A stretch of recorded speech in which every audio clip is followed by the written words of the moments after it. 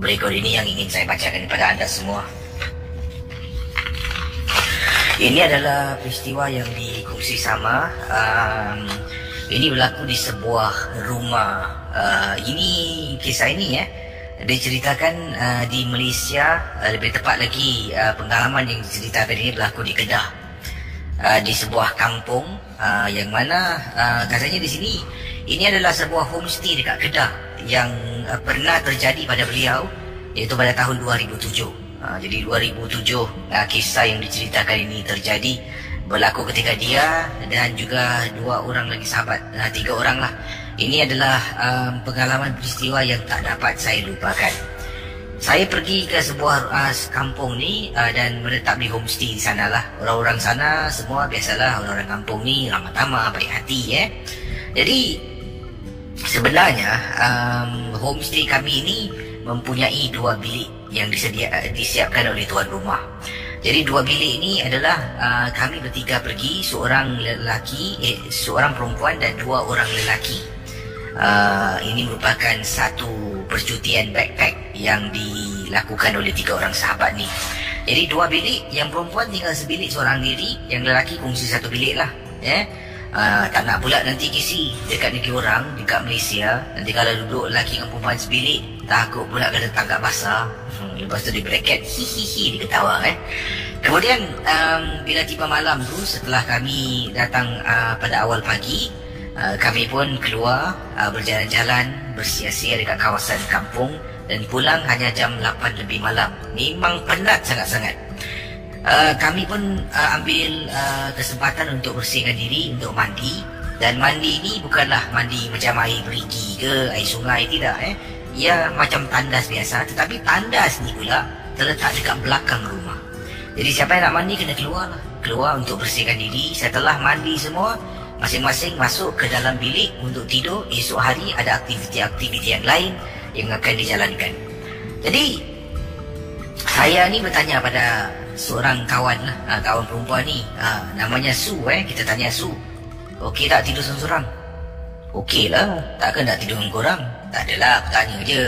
Kalau takut, mungkin kau boleh minta tolong tuan rumah ke, suruh pasangkan lampu bilik ke. Tak apalah, tak kisahlah. Sebabnya bilik tu hanya ada satu lampu. Dia tak ada lampu tidur. Dia hanya lampu bilik yang terang menderang. Jadi Su pun tidur, masuk dalam bilik. Saya dengan sahabat saya, katanya di sini, masuk dalam bilik, kita pun duduklah. Jadi katil dalam bilik tu ada dua katil single bed, katil bujang. Masing-masing ambil satu, tengah baring. Akhirnya teman saya ni tengah bercakap-cakap dengan dia, tiba-tiba dengar dia berdengkur dan masuk alam tidur. Saya pula yang tak boleh tidur. Jadi apa yang terjadi?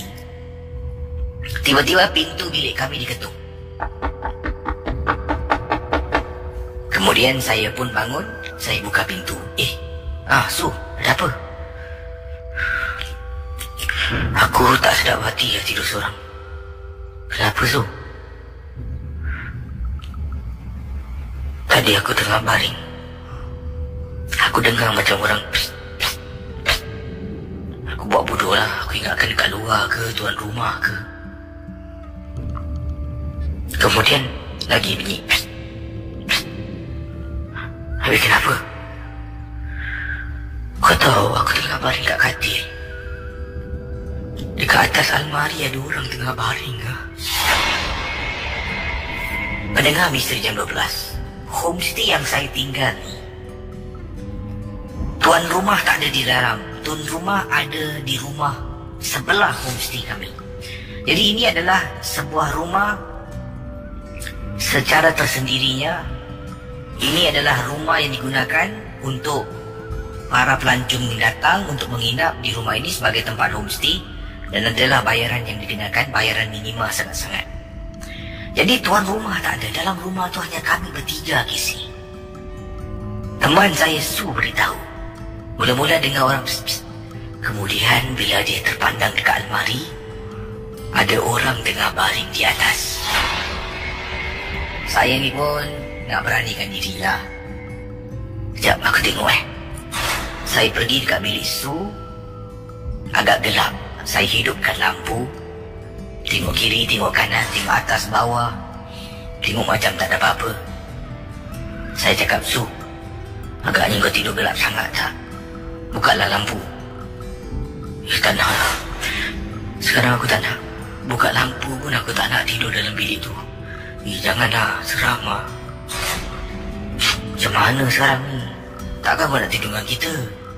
Bolehlah, tolonglah. Okey lah. Kau tidur atas katil lah. Aku tidur bawah. Kata saya kepada Su. Jadi sekarang ni perancangannya, Su terpaksa tidur dengan kami. Su tidur atas katil single bed. Teman saya seorang dah masuk alam mimpi, dah tidur di atas katil single bed. Saya terpaksa tidur dekat bawah, dekat atas lantai. Sekarang tak ada tilam. Jadi saya kena pergi bilik Su, ambil tilam, bawa pergi bilik sebelah, bentang atas lantai dan tidur di atas lantai. Itu yang saya perlu buat. Su pun dah masuk bilik, dah baring dekat atas katil. Saya pun pergi, masuk dalam bilik Su. Jadi saya tak buka lampu sebab lampu dekat koridor homestay ni agak terang dan menerangi dalam bilik itu. Saya pun angkat tilam. Tengah angkat tilam, saya tergerak hati untuk toleh. Terperanjat saya bila nampak Su, teman saya, sedang diri dekat pintu. Su, dah lah, pergi masuk bilik. Aku nak angkat tilam ni, pergi masuk bilik. Kemudian saya nampak Su, kalau dia nak masuk bilik, dia kena jalan sebelah kanan. Ini dia jalan sebelah kiri terus. Maknanya dia pergi dekat kawasan ruang tamu pada malam itu. Saya pun angkatlah tilam tu, jalan sampai depan bilik. Saya terperanjat. Saya nampak Su sedang baring di atas katil. Tak apa, dah letak tilam, sekarang nak patah balik ambil bantal pula. Yang menghairankan saya, bila saya patah balik, pintu bilik sebelah ditutup Casey. Bila saya keluar angkat tilam, saya tak tarik pun pintu. Sekarang ni macam mana pintu tu boleh tertutup? Tak apa, kuatkan semangat. Bismillah, tolak pintu. Sedang tolak pintu, berjalan menuju ke arah pintu, saya toleh tengok atas almari. Ya Allah, Casey, dia dekat atas almari, Casey. Seperti mana yang dibayangkan oleh Su kepada saya. Saya terpaksa buat apa yang patut. Mengambil bantal, kembali ke dalam bilik saya, tidur di bawah atas lantai dengan beralaskan tilam. Sampailah waktu pagi. Kita bangun, teman terperanjat nampak Su tengah tidur. Kenapa Su tidur sini? Saya cuma katakan yang Su tak sedar hati, tak nak cerita panjang. Keesokan harinya, saya beritahu pada tuan rumah, ada tak bilik ataupun rumah yang lain yang boleh kami menetap. Kami cuba berikan alasan. Dan Alhamdulillah kami dapat berpindah ke homestay yang lain, yang dekat, tetapi tidaklah seseram yang apa saya kongsikan awal tadi. Terima kasih dan selamat tengah malam. Di sini dari Kak Ina. Kata Kak Ina ingin menyentuh kisah awal tadi tentang wanita cantik, kakak cantik yang kelihatan duduk di bumbung bus stop. Selamat malam, Casey. Kakak teringat kisah yang pertama tadi. Sama seperti cerita kakak, Kak Ina lah. Memang tiap-tiap pukul 2 pagi, kakak menunggu suami menjemput kakak pulang ke rumah. Sebab kakak singgah rumah mak setelah pulang dari tempat kakak bertugas lah. Jadi suami ini bertugas di lapangan terbang. Pendekkan cerita, kakak tunggu suami macam biasa, tempat biasa. Kebetulan pagi yang dimaksudkan itu, kakak melihat ke arah balkoni rumah ataupun veranda rumah dan ternampak ada sesuatu, Casey. Apa yang kakak lihat adalah Cik Pun sedang duduk di atas bumbung perhentian bas. Esok barulah dia bilang lah, terima kasih Wah, ini dari Kak Ina yang berkongsi lah pengalaman penampakan kakak cantik di bumbung perhentian bas. daripada Abdillah berkongsi peristiwa yang menakutkan. Kata Abdillah, saya ingin kedengarkan satu pengalaman saya yang menyeramkan, dan ini berlaku di salah sebuah perhentian bas dekat dengan Mandai Road. Kisi, tempoh hari saya ni sebenarnya telah pun pergi bersiar-siar dengan tunang saya dalam kenderaan. Dan kami adventure di waktu malam, bukanlah adventure pergi tanah perkuburan. Memang kami tak berani, tetapi telah pun pergi ke jalan-jalan yang kami rasakan pernah diketengahkan ataupun pernah diceritakan. Antaranya kami telah pun pergi lalulah dekat kawasan Old Tampines Road. Ada juga kami telah pun pergi ke Old Upper Thomson Road dan juga ke Mandai Road. Bila berada di Mandai Road, waktu itu sekitar 3 lebih pagi. Saya dengan tunang, saya memandu, tunang berada di sebelah. Bila dah sampai dekat Mandai, tunang saya pun dah mengantuk, dia pun dah lelapkan mata, dah tertidur di tempat duduk depan kenderaan. Saya pandu dengan perlahan-lahan. Dan apabila saya ternampak, ada seseorang sedang duduk di perhentian bas, seolah-olah orang itu sedang tunggu bas. Jadi saya pun hairan. Apa saya buat? Saya pandu dekat dengan perhentian bas, saya berhenti sebelah depan. Kemudian berhentikan kenderaan saya benar-benar action keluar dari kenderaan. Tunang sedang nyenyak tidur. Kata beliau ni, Abdillah ni, saya pun keluarkan sebatang rokok dan hisap rokok di luar kenderaan. Bila saya hisap rokok, selepas saya hidupkan sebatang rokok, saya pun action toleh ke belakang. Bila toleh, masih nampak wanita yang sama sedang duduk dan tunggu bas. Jadi saya tengok, perhatikan dari jauh, Kisi.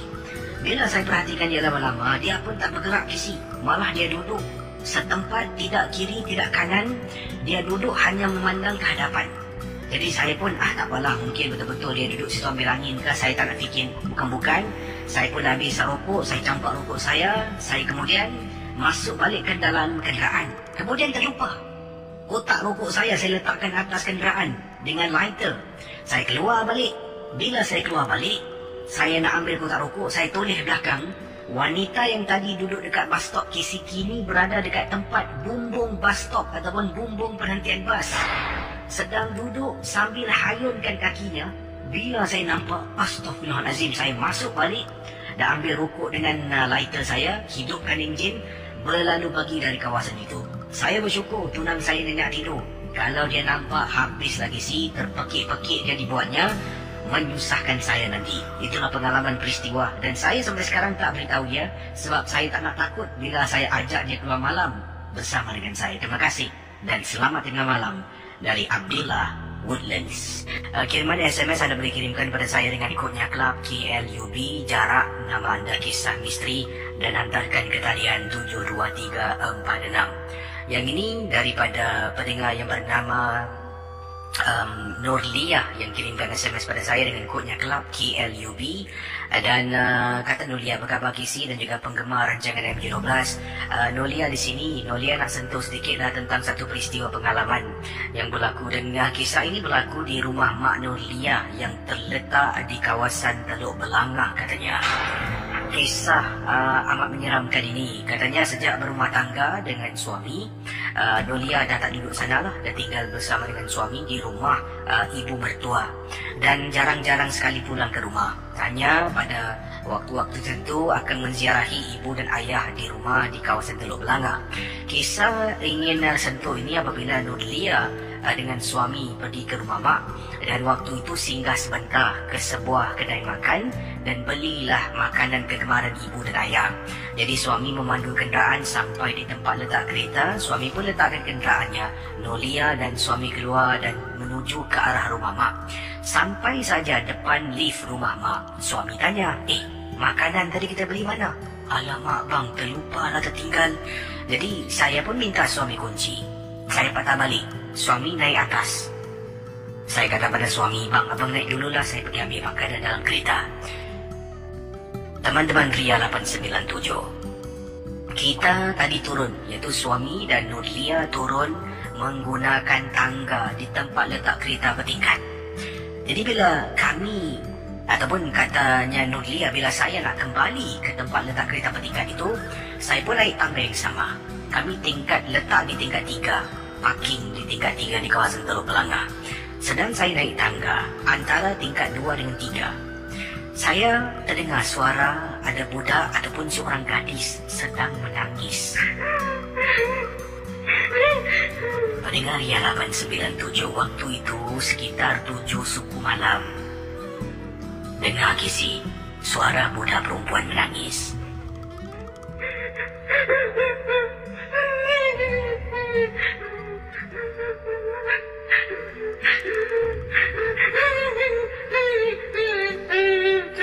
Jadi apa yang berlaku, kata Nurlia, kedengaran budak tu nangis macam tingkat 2 antara 2 dan 3.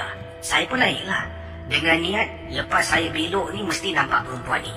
Tapi bila dah sampai tingkat 2 dengan 3, tak nampak.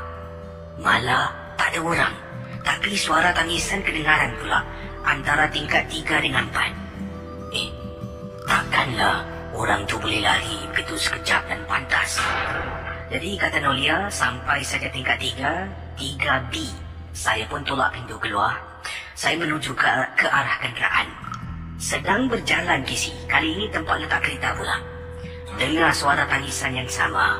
Kisi, saya terus pusing kiri kanan tengok. Takkan benda ni ke aku? Saya dengan segera menuju ke arah kenderaan. Saya buka pintu kereta, saya ambil makanan yang diletakkan tempat duduk belakang yang digantung, kata Nurlia. Tutup balik pintu, saya kunci balik pintu. Nak turun tangga dah takut. Saya turun slope. Tingkat 3B, turun 3A, turun satu persatu. Sampai Kisi di tingkat 2. Nak turun ke tingkat 1 slope. Saya terperasan ada budak sedang berdiri. Badannya rapat dengan tembok. Saya dah takut. Saya dah tak tahu nak buat apa. Tengah fikiran, telefon bimbit pula suami pegang. Sebab tadi bila saya tinggalkan suami, handbag saya suruh suami bawa naik atas. Nak tak nak, saya jalan hujung. Sampai tangga hujung, saya tolak perlahan-lahan, tengok tak ada orang. Kisi nasib baiklah ada orang Cina, suami isteri sedang turun tangga. Mereka terperanjat nampak saya terjenguk-jenguk. Saya senyum tengok mereka mungkin sangka lain lah, mungkin mereka ingatkan saya nak rompak. Saya senyum angkat tangan, turun bawah lari Kisi, sampai ke rumah mak saya. Pendengar Ria 897, bila sampai rumah mak, Kisi, nak tahu tak, selain dari khabar yang mak tanya pada saya pun tanya, mak macam mana sihat? Mak pun cerita, Lia, kau tahu tak, blok mak ni, seminggu lepas, ada budak Cina terjun diri. Ya Allah Kisi, saya rasa-rasa saya ingatkan, mungkin budak yang menangis tu ada kaitan dengan budak Cina yang terjun diri. Mak panggil saya beberapa kali setelah dia ceritakan. Saya seolah-olah tiba-tiba berhayal. Ya, ya. Baru saya tersedar. Kenapa dengan kau? Tak ada apa-apa mak. Tak apa mak, saya solat maghrib dulu Saya ambil wudhu, tenangkan diri, solat maghrib 3 rakaat. Barulah dapat saya tenangkan diri saya. Gangguan suara hilang begitu saja. Terima kasih Kisi. Dan juga selamat tengah malam ya. Kisah di Teluk Belanga, katanya ada kes orang mati terjun diri tapi tak diberitahu bila waktu ini berlaku. Mungkin 4, 5, 6 tahun, 10 tahun yang lalu. Tapi terima kasih pada Kak Nurlia yang sudi berkongsi pengalaman dalam rancangan Misteri Jam 12. Kita ke hujung talian 669-11-897. Para pendengar Ria 897 akan ada kiriman SMS respon pada kisah Zulhaimi awal tadi. Yang ini daripada Abdullah, katanya, Kisi, masih saya dahululah bersama dengan dulu tunang saya, sekarang dah jadi isteri Perkara ini berlaku lebih kurang 7 tahun yang lalu dan kisah misteri masih saya ingat. Saya dengan isteri dan juga teman-temannya suka sangat pergi adventure. Maklumlah ada kenderaan, kita akan naik kereta pusing sana sini, masuk sana sini. Dan pernah kita pergi Kisi ke tanah perkuburan, pusing-pusing masuk kubur India. Bila sampai dalam kubur India, dalam kereta saya ni 7 seater, kita ada 4 orang saja. Saya dan tunang saya 3 itu, dan teman saya dan istrinya. Jadi bila sampai dalam, bila saya kata, salah kubur lah. Teman saya, kita semua senyap. Baik-baik kita dalam kereta ketawa-ketawa Jadi katanya di sini, bayangkan bapak dengar, tiba-tiba teman isteri saya ni senyap dan tak berbual. Bila kita dah keluar, dia diam saja. Jadi sampai dekat kedai kopi, akhirnya kita berhenti dekat kapak. Kami cuba berbual dengan dia, dia masih dalam keadaan trauma, tidak sedarkan diri, ataupun bila tanya, dia tak jawab. Dia hanya merenung ke satu arah saja. Saya dah tahu dah ada benda yang tak kena. Jadi saya pun cuba ambil air mineral water yang ada di hadapan. Saya buka, saya baca lah. Bila saya baca, saya action rejist, benda tu tampar tangan saya kisi. Saya dah tahu dah, ya, ini mesti satu kejadian rasukan. Saya telefon bapa mentua saya turun ke bawah. Kebetulan kedai kopi itu dekat dengan rumah bapa mentua. Hanya beberapa blok, dia jalan kaki kisi malam tu. Turun tengok, ya keadaan isteri teman saya ni dah lain macam. Baca, akhirnya dia pingsan baru keluar. Katanya benda itu ikut, jadi tanya kenapa. Apa yang dia ingat, ini kisah yang dikongsi sama dan inilah cerita yang diceritakan oleh isteri teman saya. Bila berada dekat tanah perkuburan orang-orang India ni, dia terperasan dekat sebelah kenderaan kami bila kami berhenti. Kisi lain orang tak nampak. Saya tak nampak, isteri saya tak nampak, suami dia pun tak nampak, cuma dia seorang yang nampak. Kenderaan kami hentikan di tengah-tengah tanah perkuburan India. Apa yang berlaku Kisi bila dah berhenti kenderaan, matikan enjin, dia toleh ke sebelah kiri. Dekat tepi tingkap sebelah kiri, dia duduk dekat tepi tingkap sebelah kiri, dekat sebelah luar. Ada perempuan Kisi, mukanya rapat dengan cermin, katanya lidah terjelik keluar. Mata merah terbeliak. Dari situ, dia hanya pandang ke arah itu dan tak boleh bergerak, seolah-olah rasa takut dalam keadaan ketakutan. Nasib baiklah, ya, nasib baiklah ada bapa mentua saya yang boleh membantu. Itulah pengalaman saya 7 tahun yang lalu bersama dengan tunang saya, sekarang dah menjadi isteri. Terima kasih dan selamat tengah malam Kisi. Baik para pendengar Misteri Jalur Plus, kita bersama dengan teman kita. Hello, selamat pagi. Paiman ya nama? Ya. Paiman buat panggilan dari mana Paiman? Dari Johor Bahru. Johor Bahru. Wah, dan anda ada pengalaman misteri macam mana? Silakan. Saya ada pengalaman misteri waktu saya tengah adventure kawan-kawan saya. Adventure di kawasan Johor lah. Bukan, di kawasan Indonesia. Oh, Indonesia. Wah, sejauh menyerantau sampai sana, apa yang anda lakukan di sana tu? Kata orang kat sana ada macam entahlah macam misi itu kami pergi. Berapa ramai anda rombongan ke Indonesia untuk anda lakukan ekspedisi ni? 6 orang. Kami waktu tu saya tengah adventure satu dekat kubur. Saya tengah rakam dekat kubur tu. Ada satu nampak macam lembaga putih tau. Memang tak menyeramkan.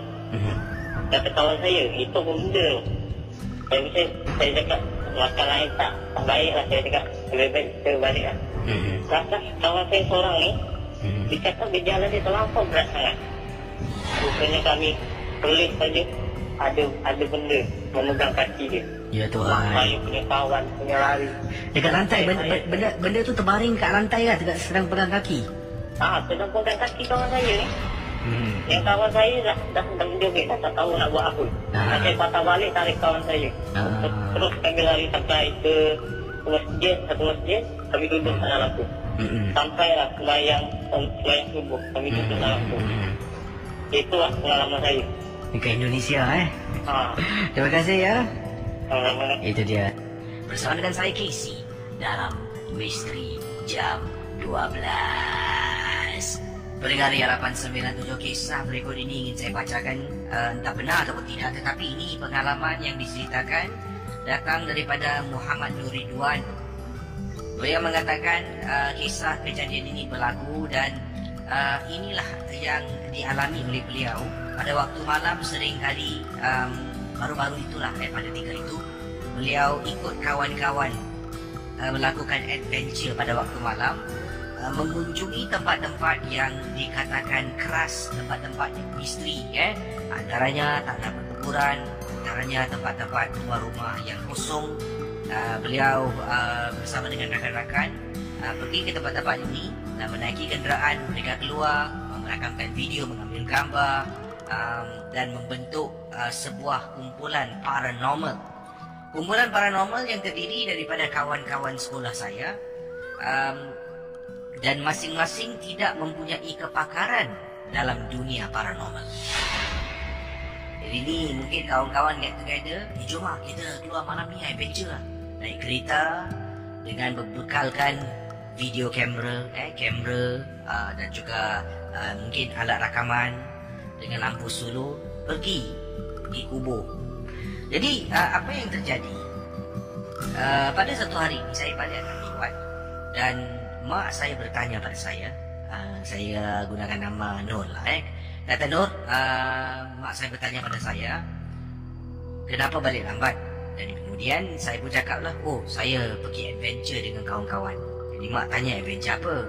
Saya pun duduklah tunjukkan gambar-gambar yang saya petik gunakan kamera saya. Tadi pergi kawasan hutan mak. Hutan yang dimaksudkan ini terletak dekat kawasan Bukit Brown. Ini merupakan sebuah tapak tanah perkuburan Cina satu ketika dahulu Casey. Jadi tunjuk gambar dan mak saya marah. Katanya engkau pergi tempat-tempat macam ni, engkau balik macam ni ambil waktu. Engkau ni menyusahkan aku tau. Kemudian saya tanya kepada mak saya, kenapa mak? Ini kan hobi orang, malam-malam adventure, tak ada apa-apa lah mak, kata saya kepada mak saya. Mak saya bercakap, kalau benda tu ikut balik, aku yang susah, adik kau yang susah. Kemudian mak saya menghalang sebenarnya untuk saya pergi lagi adventure, tapi saya tak dengar kata-kata mak saya. Saya tetap meneruskan hobi baru saya pada waktu itu, iaitu night adventure bersama dengan teman-teman. Konon-kononnya ni kami macam seolah-olah pada waktu itu kumpulan paranormal wannabe. Jadi pada suatu hari kami pergi ke tapak tanah perkuburan. Saya dengan rakan-rakan saya. Seorang rakan ni bekerja dan dia ada van di sini. Kami naik van pergi. Wah, turun dari van ambil gambar. Kita merakamkan video. Dan salah seorang dari teman saya ni buat sesuatu yang saya rasa pada waktu itu tak ada apa-apa pun lah. Tapi bila fikir baik balik ia adalah suatu perbuatan yang kurang sopan. Berada di tapak tanah perkuburan, kemudian dia pergi ke salah satu kubur. Dia mencabar isi. Dia cabar. Ini terjadi pada waktu malam di tapak tanah perkuburan.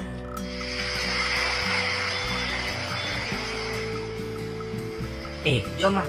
Sini. Korang rekod Kau rekod, kau ambil gambar. Boleh? Standby Okey. Kubur ni. Sekejap.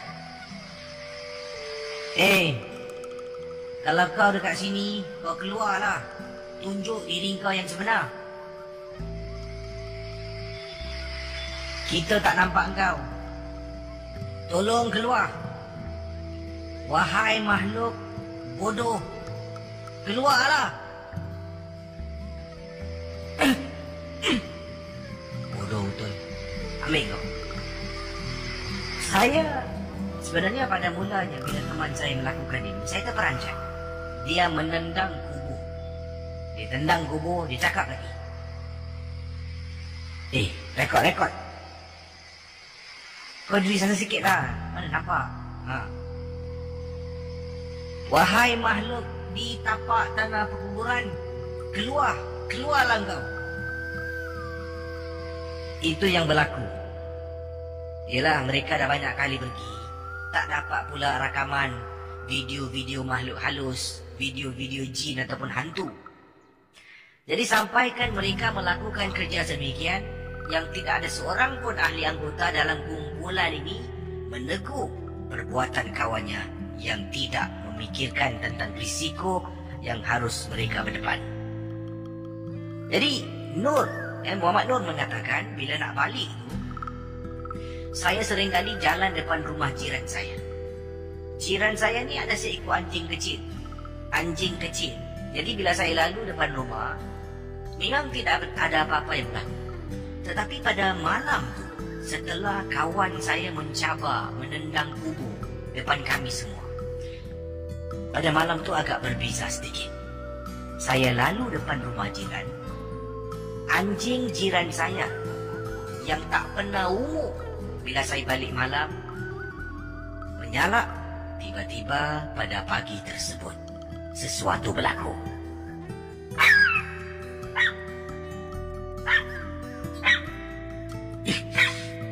Ya Allah, terperanjat aku anjing ni.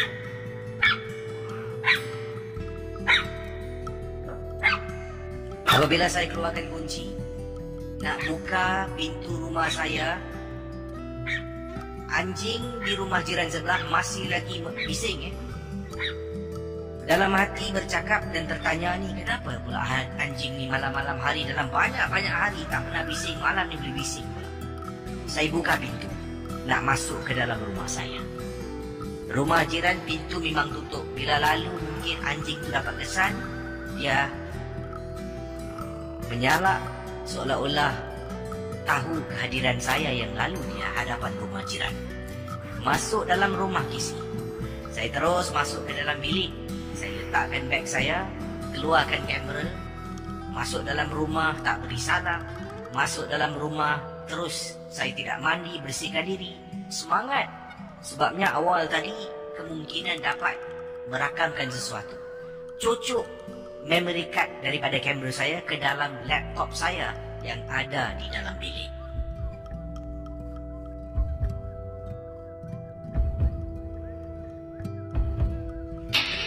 Jadi sementara tunggu gambar tu untuk saya transfer daripada memory card masuk ke dalam desktop saya pun ambil tuala masuk ke tandas di bahagian dapur untuk mandi dan bersihkan diri.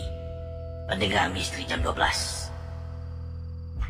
Ketika saya sedang mandi, saya dengar mak saya menegur saya yang sedang mandi pada pagi itu. Bayangkan mendengar Ria 897 Beliau tengah mandi, tiba-tiba dengar suara.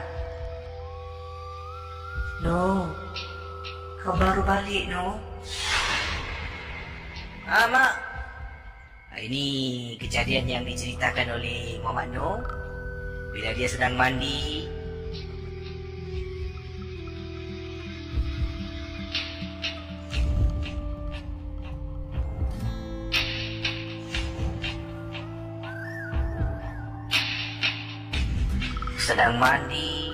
Tiba-tiba terdengar mak dia bertanya, soalan Cipu Mas datang dari mak. Mak tanya, "No, kau baru balik, no?" Pergi mandi. "No, kau baru balik, no?" Mak, baru balik lah, mak." Saya pun mandi, bersihkan diri. Habis mandi, tarik tuala, tutup paip lah badan. Keluar daripada tandas, yalah seperti yang saya jangkakan, mak saya pun dah masuk bilik tidur lah. Tengah lap, tiba-tiba nampak mak saya tengah duduk dekat ruang tamu. Saya pun tak nak bercakap dengan mak, sebab nanti kalau cakap dengan mak tanya saya baru balik, mak tanya bagaimana, saya bohong, nanti mak akan marah. Aku tahu kau keluar. Jadi bila nampak mak dekat ruang tamu tengah duduk, saya perlahan-lahan kisi jalan belakang mak, masuk ke dalam bilik, tutup pintu bilik saya. Berdiri masih lap tuala. Kemudian saya duduk dekat laptop. Tengah duduk dekat laptop, tiba-tiba saya macam, tadi mak aku, takkan dia tak perasan aku jalan belakangnya? Mak aku duduk dekat ruang tamu dalam gelap. Pendengar Misteri Jam 12. Kata Muhammad Noh, saya bangun daripada tempat duduk, pergi dekat pintu, buka perlahan-lahan, jenguk dekat luar, tengok kiri, tengok kanan, langsung tak ada orang. Mak saya mungkin dah masuk bilik dan tidur, tak apa. Saya pun duduk, tengah transfer file, tengok gambar satu persatu. Tiba-tiba bulu rumah saya meremang kisi. Bulu tangan, bulu rumah tengkuk saya meremang. Saya berhenti, matikan laptop saya, naik atas katil, saya balik. Masih lagi terfikir-fikir dan tertanya-tanya, Tapi aku nampak siapa ni? Takkan mak aku ni?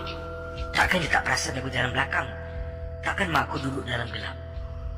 Saya pun tak apalah, relapkan mata, tidur. Keesokan pagi, saya pun tanya dengan mak, "Mak, semalam mak dah bangun tak?" Mak tanya orang dekat dapur, orang tengah mandi. Mak saya kata tidak. Lalu mak saya tanya, "Semalam kau pergi mana?" Saya diam. "Semalam kau pergi mana?" "Tak adalah, keluar kawan lah. Duduk kedai kopi, makan, minum. Lepas tu balik. Kau ingat kau jangan pergi kubur-kubur ni semua. Aku tak nak Casey, akhirnya kata-kata mak saya menghantui mak dengan adik saya. Malam berikutnya, adik saya menangis. Dalam bilik dia menangis terpekik ketakutan. Saya yang berada dalam bilik saya sedang pilih gambar. Terdengar pekikan itu, bangun masuk ke dalam bilik adik. Mak saya pun bangun bila tanya adik saya sedang duduk di atas katil berpeluk tubuh dalam keadaan ketakutan. Mak saya tanya, kenapa ni? Adik saya tak boleh bercakap. Dia cuma menggigil ketakutan Casey. Anda bayangkan. Jadi akhirnya setelah adik saya tenang, adik saya mengatakan yang dia ternampak sesuatu dalam bilik. Kemudian saya tanya, "Nampak apa?" Kau cakap macam-macam. "Betul, orang nampak." "Nampak apa?" Adik saya katakan, Casey, di tepi almari dia nampak susuk tubuh seseorang dengan rambut yang panjang sangat sedang berdiri memerhatikan dia yang sedang tidur. Dia terbangun daripada tidurnya kerana dia tersedak dengan bau wangi sangat yang ada dalam bilik itu. Bila adik kata bau wangi, saya dengan mak saya tarik nafas. Ya Allah, Casey, bau wangi masih ada dalam bilik. Mak saya kejutkan bapa yang tengah tidur. Bapa bangun, cuba tengokkan keadaan dalam bilik. Mak saya panggil saya keluar. Mak saya tanya, "Kau ada tak pergi lagi adventure?" "Engkau ada tak?" Saya terpaksa bohong. "Tak adalah mak, mana ada, kan dah cakap dengan mak. Itu hari bilang mak sekali je, mak tak suka tak pergi lagi lah." Padahal Casey, dah berapa kali saya pergi. Pendengar Misteri Jam 12, dipendekkan kisah yang dikirimkan oleh Muhammad Noor. Akhirnya benda tu sebenarnya ikut saya pulang ke rumah. Masuk dalam rumah, menakut-nakutkan adik saya yang kena gangguan. Mak saya tak kena, adik perempuan saya, Casey. Dia takut sangat-sangat nak tidur seorang diri, sampaikan mak saya kena temankan dia. Dan untuk beberapa minggu tu, mak saya tak tahu nak buat apa, cuma temankan adik. Mungkin adik takut sebab dia terkena gangguan dalam tidur, dalam mimpi. Tak pastilah. Tapi sebenarnya tak tahu yang benda tu dah ikut saya balik, mengganggu adik saya. Sampaikan pada suatu hari, apabila saya sedang baring, saya nampak adik saya buka pintu bilik, jenguk, kemudian saya nampak dia lari. Saya bangun, tolak pintu bilik adik saya. Dalam bilik tu adik saya tak ada di rumah. Saya baru teringat yang adik, mak dengan bapa saya berada di rumah makcik saya. Saya tak dapat ikut kerana keesokan hari saya bertugas. Pendengar Misteri Jam 12, anda bayangkan, beliau seorang diri dalam rumah, sampaikan dia lupa. Dia ingatkan adiknya ada di sebelah. Nampak tengah baring atas katil, ada orang buka pintu jenguk. Kemudian lari. Dia pun bangun, dia pergi bilik sebelah dan baru dia perasan yang adik, mak dengan bapaknya tidak ada di rumah. Beliau kata takut nak duduk dalam rumah seorang diri. Beliau telefon mak. Pada malam tu juga saya katanya naik teksi pergi ke rumah makcik dan tidur di sana. Pergi kerja dari rumah makcik saya. Dan akhirnya saya beritahu mak tentang apa yang berlaku. Mak saya marah saya, dan saya tidak lagi bersama dengan teman-teman untuk adventure pada waktu malam. Malah saya tidak lagi bersama dengan mereka, cuma setakat tanya-tanya khabar perkembangan kumpulan paranormal pada waktu itu. Saya akui kesilapan saya mementingkan diri sendiri sehinggakan benda itu ikut balik dan duduk dalam rumah saya. Terima kasih dan selamat tengah malam. Yang ingin saya kongsi dengan anda dalam rancangan MJ12 di Ria 897 ini berkenaan dengan rumah yang dikatakan dalam rumah yang beliau tinggal ini seringkali anaknya ternampak kelibat seorang nenek dalam rumah yang mereka tinggal, dan ini menghantui dirinya, menghantui anak-anaknya. Yang paling pelik, kehadiran nenek ini hanya akan muncul apabila hujan lebat tiba. Setiap kali hujan lebat, setiap kalilah nenek ini akan muncul dan anak-anak akan menjadi takut.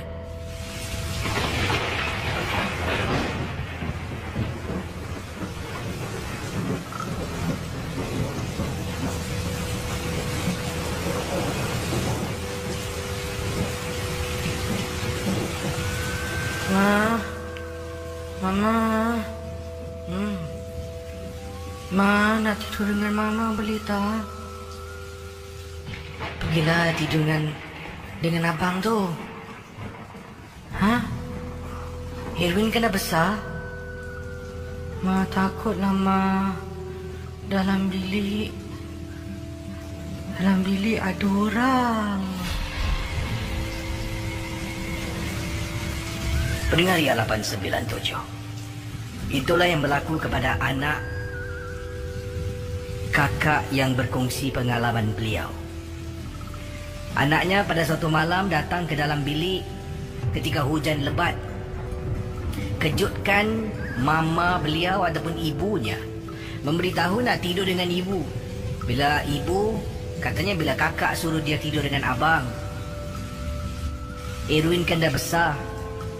Dia kata, takut dalam bilik ada orang, Ma. Pada mulanya kakak ingatkan anak kakak ni mungkin mimpi yang ngeri, mempunyai mimpi yang buruk. Jadi anak-anak kecil ni mungkin tidak tahu bezakan mimpi dengan realiti. Kemungkinan dia mimpi yang buruk, dia bangun tidur, dia takut, dia masuk bilik kakak, katanya nak tidur dengan kakak. Jadi malam tu kakak benarkan tidur dengan kakak dengan suami dalam bilik Casey. Abangnya seorang diri dalam bilik tidur. Pendengar Misteri Jam 12, bayangkan lebih kurang seminggu daripada kejadian malam tu, datang lagi hujan selebat-lebatnya Casey. Waktu tu kakak sedang berada di ruang tamu, sedang habiskan kerja sedikit. Tengah duduk dekat meja makan dengan pen, dengan buku nota, sedang tulis nota untuk perniagaan kecil-kecilan kakak. Anak kakak keluar daripada bilik. Anak kakak yang bongsu berjalan terus peluk kakak seirat-iratnya. Irwin, belum tidur lagi? Pukul berapa ni? Dah lah, Queen sleep. Pergi tidur. Ma, takut Ma. Takut apa? Dalam bilik ada orang, Ma. Bayangkan pendengar Ria 897. Irwin tak boleh macam ni tau.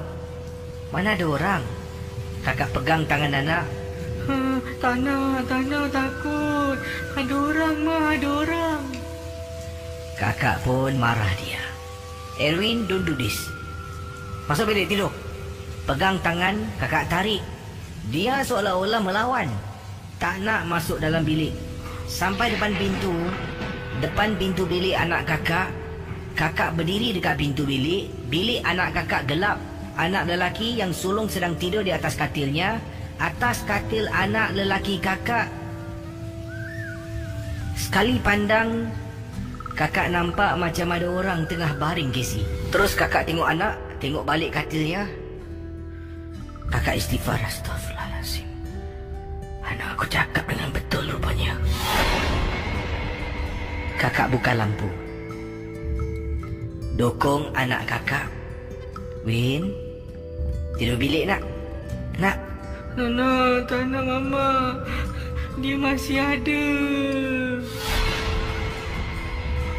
Kemudian kakak kata okey dah, tak apa. Iwin tidur dengan Mama Masuk dalam bilik waktu tu. Suami kakak tidak ada di rumah, bertugas shift malam. Cuma kakak dengan 2 anak bujang kakak.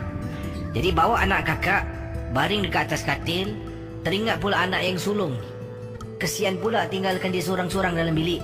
Kakak pun kata pada anak lelaki kakak yang kecil ni, kakak kata, Iwin tunggu sekejap Mama pergi sebelah kejutkan abang, tidur dengan Mama. Jadi anak lelaki kakak takut. Katanya, jangan Ma, nak ikut. No, Iwin, stay sini. Tunggu sini sekejap. Okay? 1 minute. 1 minit. Anak kakak tunggu dekat katil. Kakak keluar dari bilik Casey, menuju ke arah bilik anak lelaki kakak. Casey, Danish, bangun nak. Danish tidur dengan Mama dengan adik dekat dalam bilik Danish. Bila anak lelaki kakak yang sulung bangun dari tidur, matanya terkebil-kebil kerana mengantuk. Kakak tak angkat. Terpaksa kakak kejutkan dia untuk masuk ke dalam bilik. Jadi kakak kejut abang. Abang dia bangun, mata terkebil, kusuk mata. Danish, cepat ikut Mama. Adik dah tidur dalam bilik. Angkat bantal, jalan keluar. Anak lelaki masih tengah duduk dekat katil. Kakak dekat pintu. Toleh belakang. Casey, kakak nampak sekali pandang saja Casey. Pendengar 897 FM. Dekat tepi tingkap belakang langsi, kelihatan seperti ada susuk tubuh dan nampak raut wajah seorang wanita tua yang ada dalam bilik anak kakak. Kakak panggil. Anak lelaki yang sulung datang, ikut kakak masuk dalam bilik dan tidur bersama dengan kakak sampailah keesokan paginya. Bila kakak tanya pada anak bongsu kakak apa yang dia nampak, dia cuba jelaskan. Kakak cuba cakap baik-baik dengan dia. Katanya dia nampak dalam bilik ada nenek yang duduk sebilik dengan dia.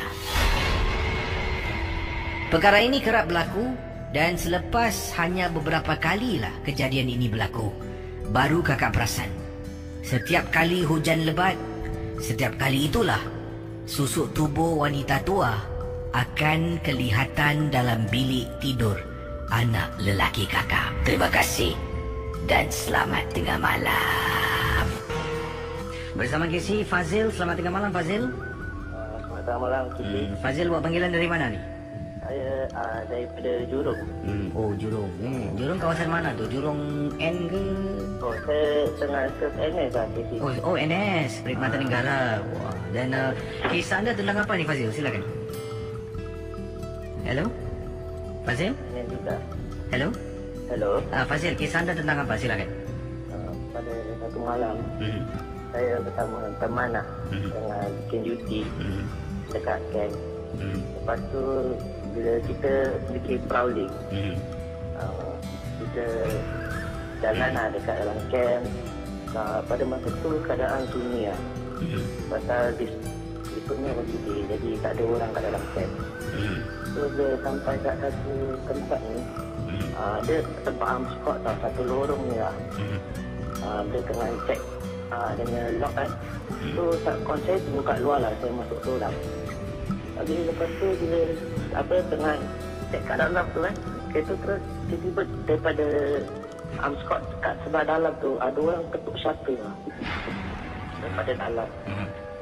Jadi saya tanya kawan kau check shutter lah tadi?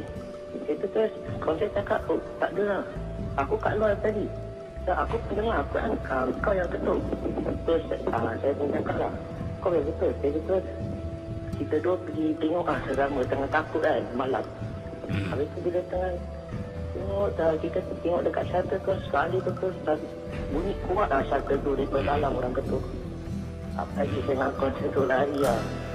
Lari sampai tu sampai kat Garu. So kita kongsi pengalaman lah dengan kawan kan tu, orang cakap sana amskot memang ada cerita kan, orang cakap. Padahal kat dalam tak ada orang tahu, amskot dah malam sepatutnya lock lah, dah tutup. Itu lah jadi anda tanya sampai sekarang tak ada orang berarti trolling situ lah.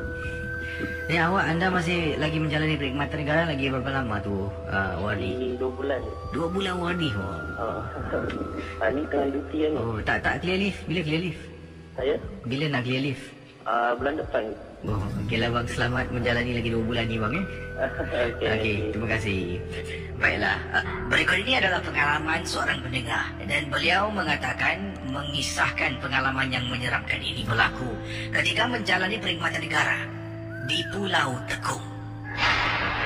Perkara ini berlaku agak lama dahulu.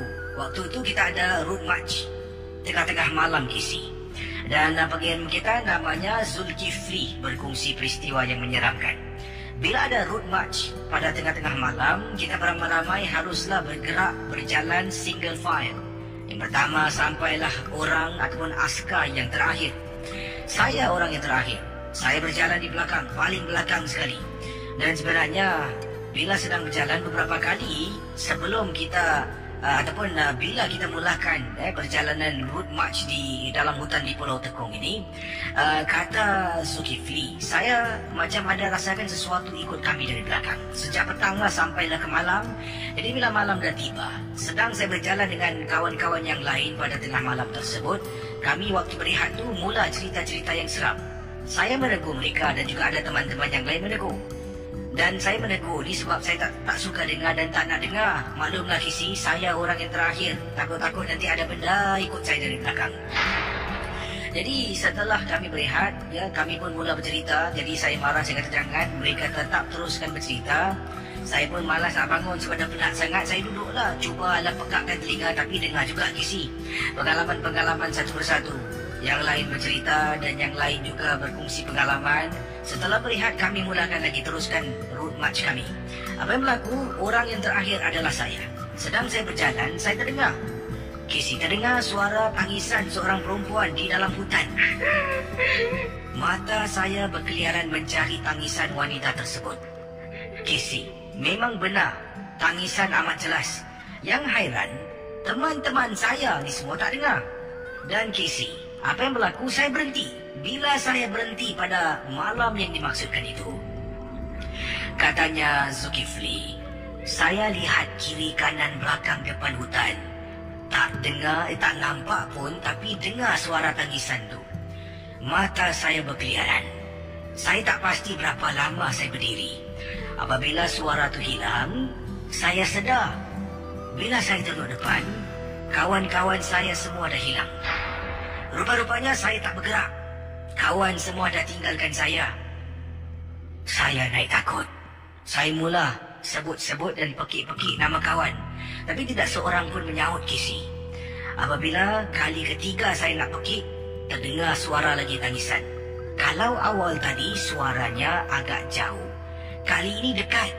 Bila saya toleh, benda tu betul-betul tepi saya di bawah pohon sedang menyangkung Para pendengar Ria 897, kata Zulkifli, bila ternampak wanita tu sedang menyangkung, saya istighfar dan jalan. Setiap kali saya bergerak, setiap kali itulah saya rasakan saya berada di tempat yang sama.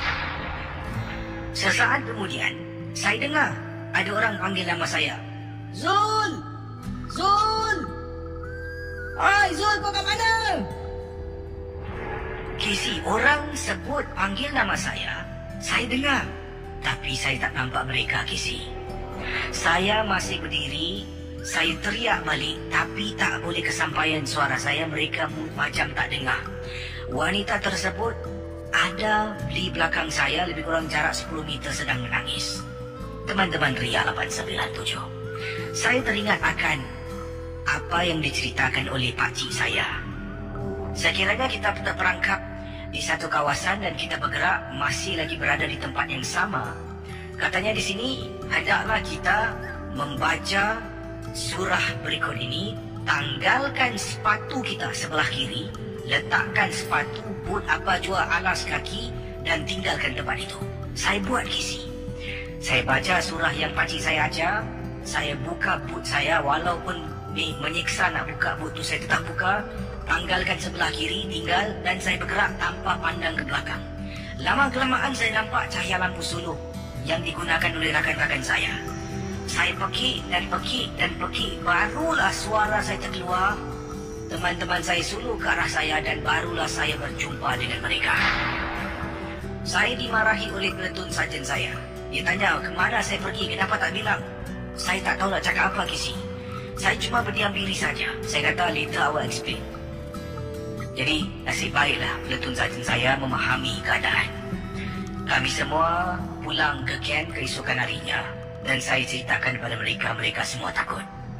Dan Casey, kalau Casey tak tahu, untuk pengetahuan Casey, di Pulau Tekong, sekarang ini setiap hari Khamis malam Jumaat, tidak ada apa-apa aktiviti dalam hutan yang dibenarkan untuk dijalankan.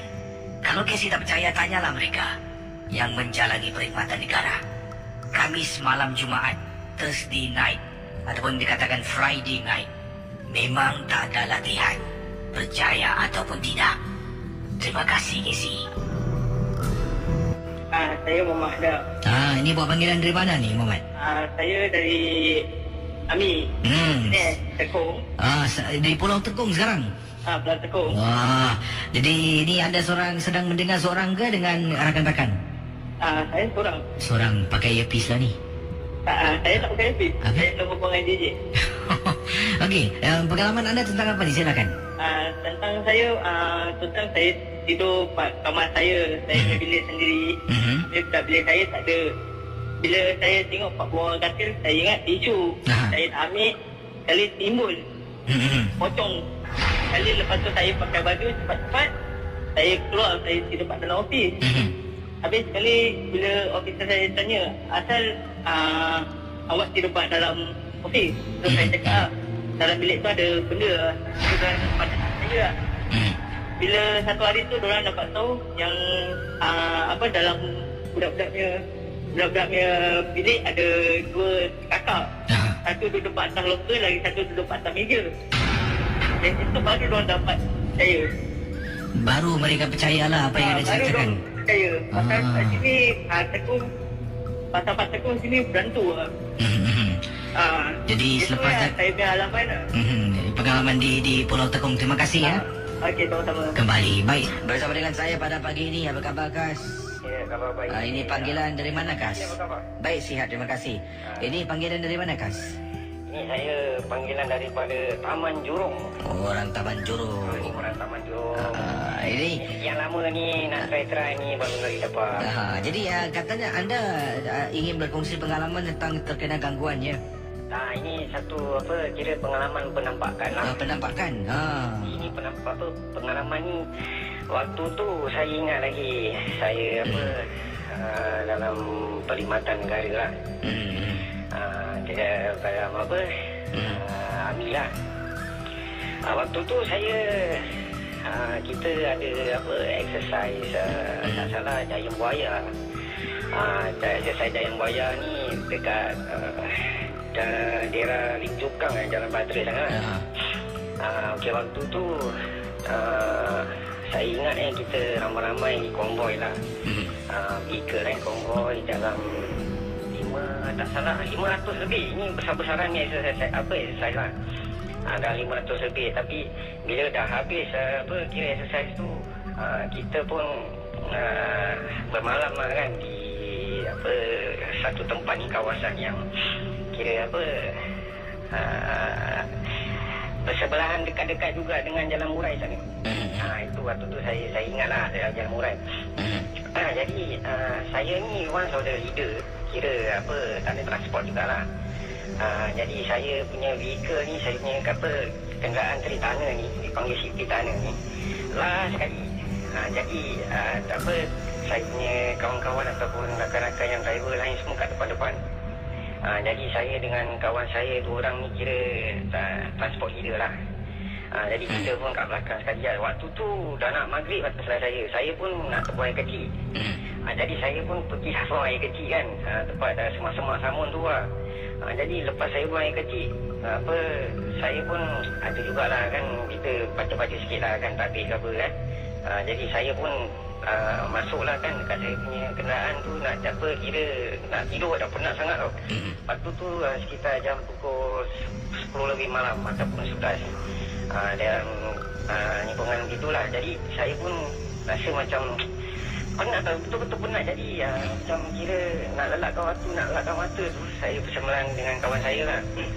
Jadi waktu nak melakkan mata tu, jadi macam saya terdengar ada bunyi macam orang lempar batu tu. Tempat kita punya kenderaan ni kan. Jadi macam bunyi dia keting lah, keting. Jadi macam saya pun tengok, lama saya cakap ni siapa ni main ni. Saya ingat beberapa budak-budak driver lain lah, ataupun kawan-kawan saya yang main kan. Tapi saya pun pekik lah kan. Saya cakap, saya cakap, korang tak ada kerja lain ke? Dah macam gini time pun nak kacau-kacau. So jadi saya pun buka tingkap kira bukan tingkap kanopi belakang tu kan, tailboard kan. Saya pun check lah, saya tengok cakap mana ada orang ni. Saya pusing sana, saya pusing sini, saya turun, saya tengok. Tak ada orang. Saya cakap, siapa ni ambil kacau dah pukul lebih. Saya tengok semua dah berdengkur kan, ada kat depan kan. Saya sekarang dah berdengkur kan. Saya pun tak balik lah masuk dalam. Kawan saya kat sebelah pun, dia pun dah syok kan, tidur kan. Jadi saya pun lepak lah tempat bench tu. Saya pun macam fikiran, saya cakap siapa ni yang ganggu ni. Sekali dalam tak salah berapa minit kemudian ada bunyi tapak tu, macam tapak orang berjalan tempat atas Tritana tu. Dekat atas kanopi tu ada macam bunyi tapak jalan tapak macam berlari lah, macam step orang berlari. Jadi macam saya pun tengok apa benda ni kat atas ni kan. Jadi bila saya pandang ke arah satu sudut yang tempat atas kanopi tu, dia ada macam tingkap besar tau. Jadi macam terbuka tau, memang terbuka lah. Jadi macam saya renung kat itu tempat yang tiba-tiba macam lembaga hijau, berkepala macam bulat lah, bulat. Tapi telinga dia tu memang panjang, mata merah. Jadi macam dia memandang ke dia macam cepat, macam sekilas macam seimbas cepat itu sekilat, macam terus pandang ke arah saya, masuk balik kepala dia. Jadi macam saya terpanjang, saya tengok, alamak benda apa ni? Saya cakap ni benda apa? Tapi benda tu masuk balik terus tepi kat tengah-tengah, dia tengok lagi saya. Habis saya pun tengok, alamak. Saya pun macam terpanjang, macam kena gamam kan. Saya pun terus kejut kawan saya. Macam saya kejut kawan saya cakap, bangun. Saya cakap dengan dia, aku nampak hantu. Jadi macam dia macam panjang, cakap, mana, aku yang betul. Saya cakap, betul, aku nampak hantu tadi. Jadi dia pun bangun lah. Saya cakap, tolong teman lah, aku tak boleh tidur, aku dah kena kacau lah. Saya cakap, jadi sampai besok paginya kita buat kan. Dalam pukul 3 pun saya pun betul-betul mengantuk kan. Jadi saya pun tak tahan, so saya baca, saya tidur jugalah. Jadi bila saya tidur, besok paginya tu kan, dalam pukul 7 pagi kita fall in kan, ramai-ramai kan. Tempat itu kawasan tu kita fall in. Jadi saya punya staff Sarjan Cina lah. Dia cakap dengan saya saya tanya dia jugalah. Saya cakap dengan dia, semalam saya cakap dengan dia, saya macam nampak benda, saya kena kacau lah. Saya cakap dengan dia kan. Habis dia cakap, kau tahu ni tempat apa tak? Saya cakap, saya tak tahulah kan. Dia cakap, okey, kau mari ikut aku. Sekali dia tunjukkan, dia bawa saya tempat saya lepas tempat kawasan yang saya buang air kecil. Dia tunjukkan saya dia semak dia selak itu, semak samun dia selak, dia bawa saya ke tempat apa ni. Alamak dia sini. Saya tengok kan, saya pun cakap, alamak ni kubur Cina kan. Dekat dalam tu banyak kubur cina lama ni tau. Masa saya pun banyak macam cakap, saya cakap nasib baik, saya cakap benda ni pun kira mungkin saya Baiklah, lepaskan ajak saya tempat dia. Tapi nasib baiklah saya pun sempat beri salam jugalah kan. Mungkin dia nak kacau saya ke apa kan. Mungkin tak tahu tapi nasib baik saya tak dia apa-apakan lah. Tapi itu memang kira peristiwa yang tak dapat saya lupakan. Memang betul-betul sampai sekarang saya teringat, saya nampak tu benda. Tapi kalau cerita ni, kalau kawan saya yang